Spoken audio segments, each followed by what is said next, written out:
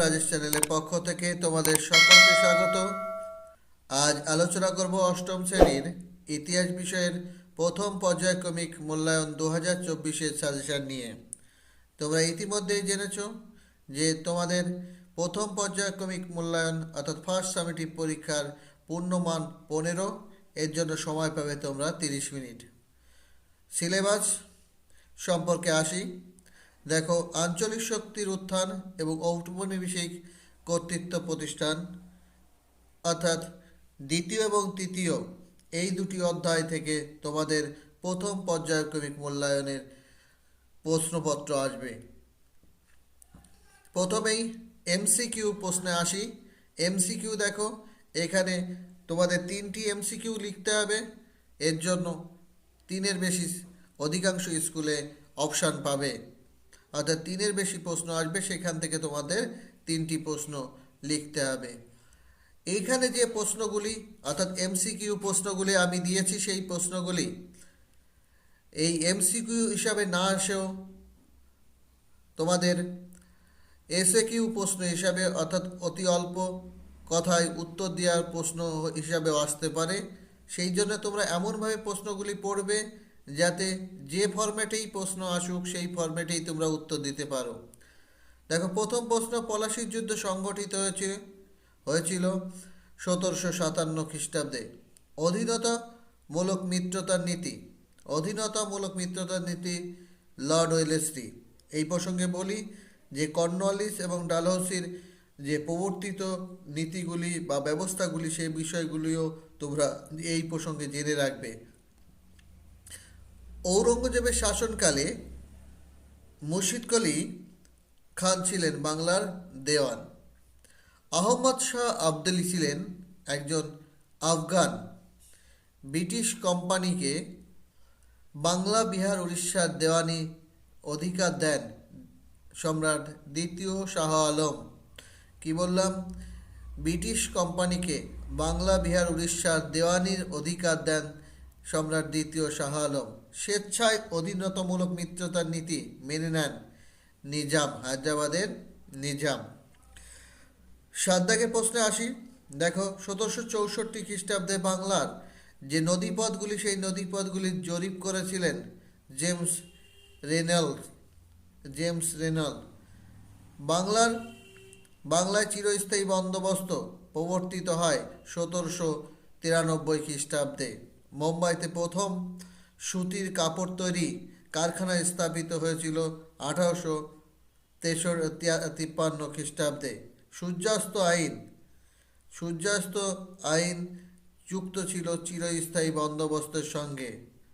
বাংলার প্রথম সুতির কাপড় কারখানা প্রতিষ্ঠিত হয়েছিল, এখানে ভুল আছে, মুম্বাই হবে।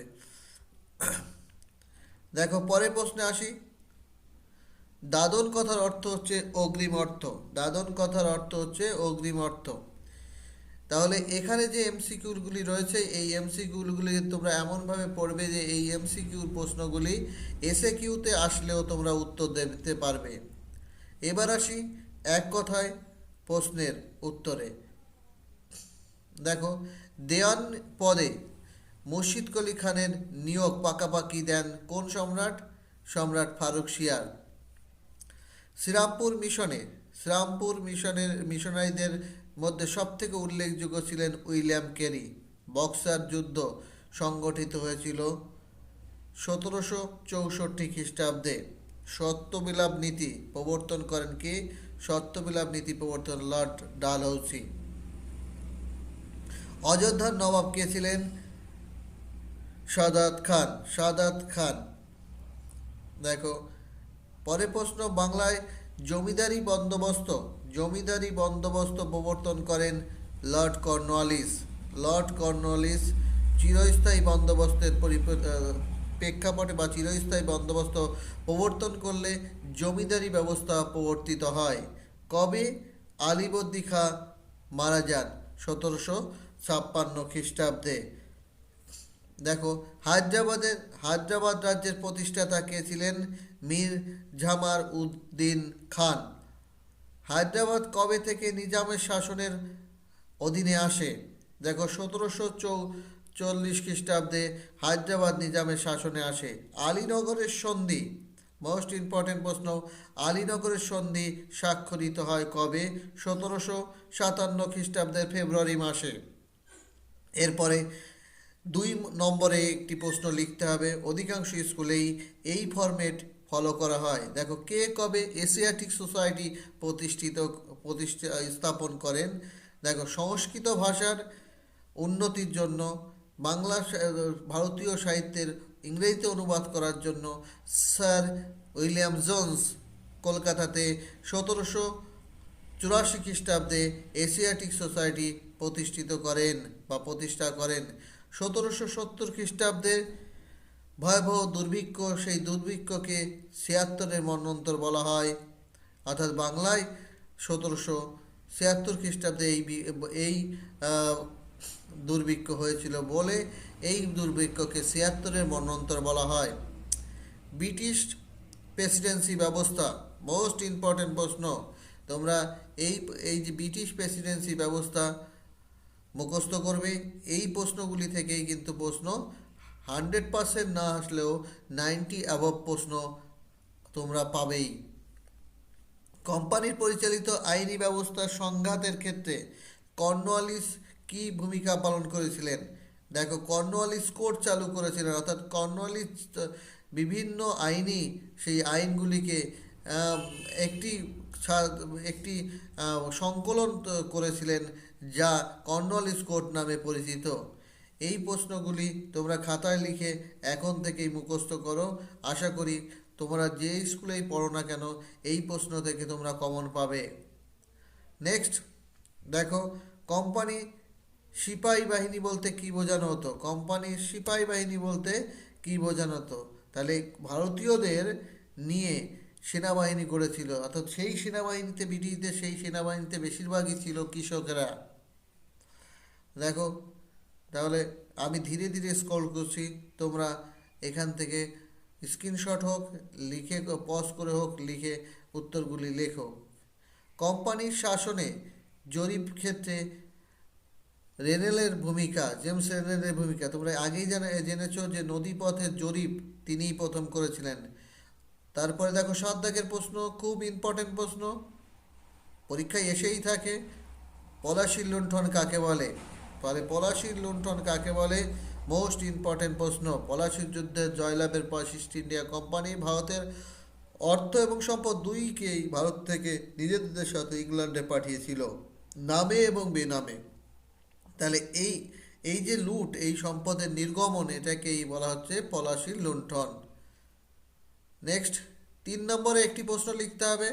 এখানে যে প্রশ্নগুলি আমি দিয়েছি, দেখো উডের প্রতিবেদন খুব ইম্পর্টেন্ট প্রশ্ন।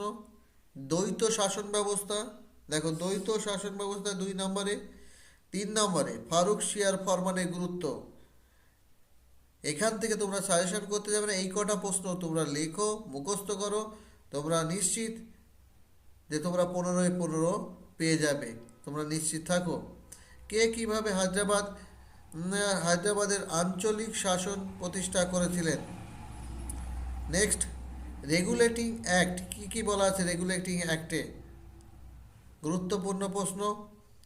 এরপরে 5 নম্বরের একটি প্রশ্ন তোমাদের লিখতে হবে। 5 নম্বরে একটি প্রশ্ন লিখতে হবে। দেখো ব্রিটিশ কোম্পানির শাসন ব্যবস্থায় আমলাদের ভূমিকা কী ছিল?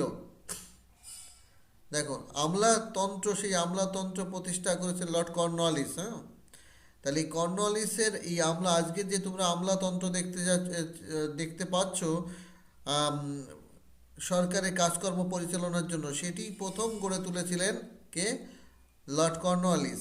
তোমরা এইগুলি মুখস্থ করবে, দেখবে। এরপরে যে প্রশ্নটি এসেই থাকে, অর্থাৎ তোমরা ধরে নাও আসবে প্রশ্নটি, সেটি হচ্ছে সিরাজের সঙ্গে ব্রিটিশ কোম্পানির বিরোধ। সেই সিরাজের সঙ্গে ব্রিটিশ কোম্পানির বিরোধের কারণ কি?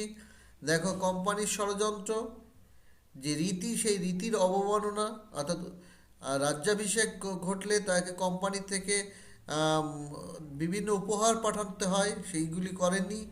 অবৈধ দুর্গ নির্মাণ, দস্তকের অপব্যবহার, কৃষ্ণদাসকে আশ্রয়দান, আলীনগরের সন্ধি ভঙ্গ, এরকম একাধিক কারণে ব্রিটিশদের সঙ্গে তখনকার বাংলার নবাব সিরাজদৌল্লার মতবিরোধ চরম পর্যায়ে পৌঁছায়, যার ফলস্বরূপ 1757 খ্রিস্টাব্দে পলাশির যুদ্ধ সংগঠিত হয়েছিল। নেক্সট প্রশ্ন, পলাশি কোম্পানির শাসনের সঙ্গে জমি জরিপের ব্যবস্থা কি ছিল এবং ইজারিদারি ব্যবস্থা চালু এবং তা তুলে দেওয়ার পিছনে কি কি কারণ ছিল, এই প্রশ্নটিও তোমরা পড়বে। নেক্সট অর্থাৎ সর্বশেষ সাজেশনে যে প্রশ্নটি তোমাদের না পড়লেই নয় সেটি হচ্ছে মেকলে মিনিট।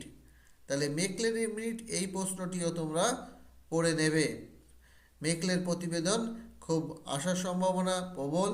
মেকলের প্রতিবেদন বা উডের ডিসপ্যাচ, উডের প্রতিবেদন, এই দুটির প্রশ্নের মধ্যে থেকে তোমরা একটি প্রশ্ন কমন পেতেই পারো, এটা আশা করাই যায়। তোমরা এই যে প্রশ্নগুলি আমি সাজেশনে দিলাম, এই প্রশ্নগুলি তোমরা অনুশীলন করো, মুখস্থ করো, লেখো। আমি নিশ্চিত যে তোমরা এর থেকে সর্বাধিক সংখ্যক প্রশ্ন কমন পাবে। আমার এই ভিডিওটি যদি তোমাদের ভালো লাগে, নিশ্চয়ই পরবর্তী আরও গুরুত্বপূর্ণ ভিডিও পেতে আমার চ্যানেলটি সাবস্ক্রাইব করবে এবং বন্ধুদের মধ্যে এই ভিডিওটি শেয়ার করবে।